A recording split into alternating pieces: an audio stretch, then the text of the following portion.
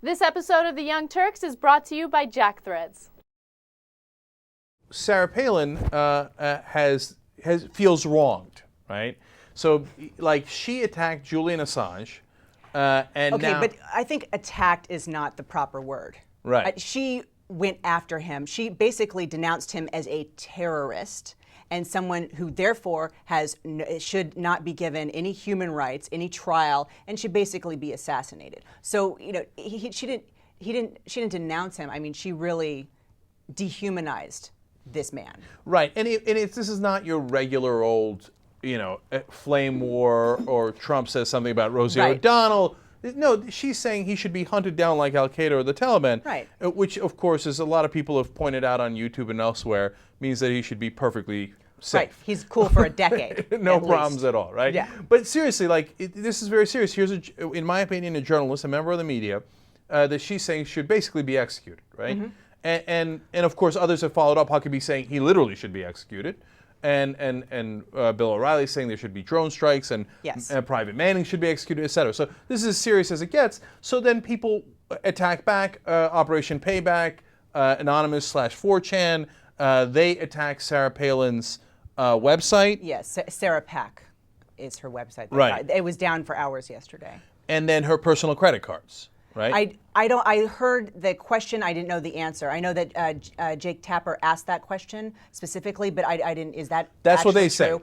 Her personal account. I didn't know if that was accurate. Right. So that's what they're saying. The Palins are saying. Okay. So they've attacked her. Now she feels aggrieved, and she's the victim. She's the victim. Her First Amendment rights. Okay, so here's the thing, because she loves to talk about the Constitution, even though she knows nothing about the Constitution. She likes to think that if someone disagrees with her, then suddenly that is an affront to her First Amendment rights. So Assange, now going after her website, is going after her First Amendment rights. And she keeps on, this is my thing, she keeps on unironically calling him anti-American. He's Australian. Please. That's awesome. And by the way, you know what's really American? Saying that journalists should be murdered. Right. Revealing government information. Also anti-American, Gandhi. But he wrote an op-ed, and it was not published it was published in an Australian newspaper, calling what he was doing scientific journalism, which I thought was really interesting. It was a way to verify for everyone, to verify if the sources were accurate, and what we would call, or what we've called in the industry, crowdsourcing. So you have a book, you have this, thousands of pages, and you don't want, you're not going to pay people to go through it. You just crowdsource it, and then people email you and tell you if there's anything notable. And so it kind of levels the playing field of journalism. It makes people more responsible, being vigilant for information that's out there. And so he's coined this phrase, scientific journalism. Right. And he really does identify himself as a journalist. He believes in free speech, in the free internet, which is an issue that we have, has been buried with all of our tax cuts discussion, that net neutrality has been, has not even on the back burner. So, but then, in this great twist, Sarah Palin says that her First Amendment rights are being attacked because she thinks that this journalist should be hunted down like a terrorist. Because she spoke out, and someone reacted to something that she said. Therefore, you are affronting her. You're not letting. See, she thinks that free speech means immune speech. Right. Right. Me telling you to shut up is not me violating your speech. Right, that's you saying something else. Right, that's my free speech to tell you to shut up. Right. Having a corporate sponsor for your show, when you use the N-word prolifically, is not free speech.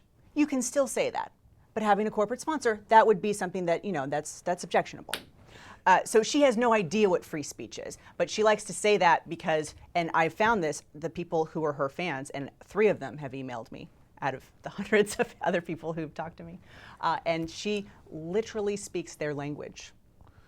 Right. Because they believe that they're like, oh yeah, she's the victim. And her free speech is being violated because of that big anti-American treasonist guy. Right. Now let's get beyond the fact that Assange is not American for a second. And also can't be tried for treason if he's not American. Right. And concentrate for a second on the First Amendment. So her gross misunderstanding of the First Amendment is you do not have freedom of the press. If you print things we don't like, we should be able to hunt you down like a terrorist. But I have freedom of speech, and if anyone objects to what I say, you're taking away my freedom of speech rights. Yes. Now, if you follow that logic or lack thereof. Oh, please don't do that. Okay, please don't do that. Every time I try and fact check Sarah Palin, it's like commenting on a squirrel's algebra. It's like it never ends. It ends up in a quagmire of if you try to attack her logic with logic or with actual logic. You're going to get into this. I know. We're going to one of those puzzles you can't get out of, right? Exactly. Okay, but let's just go with me for 1 second. Okay. So if someone attacks what you said, that goes against your First Amendment rights. But Sarah Palin attacked what Julian Assange did and said. And forget the press part. He has freedom of speech, right? According to her logic, right? So when she attacks him, isn't she taking away his First Amendment right? Even though, once again, he's not an American. Right, well, because he's a terrorist. Right. Right. So what if we called Sarah Palin a terrorist? Would that then automatically take away her First Amendment rights? That would make us caribou. Oh, you don't want to be caribou. Jack Threads is a new sponsor for TYT. They're a members-only online shopping club, but because you know us, you're going to get in. Aren't we cool? But here's the key part to it, 80% off. Hello, up to 80% off of some of the top apparel lines in the country.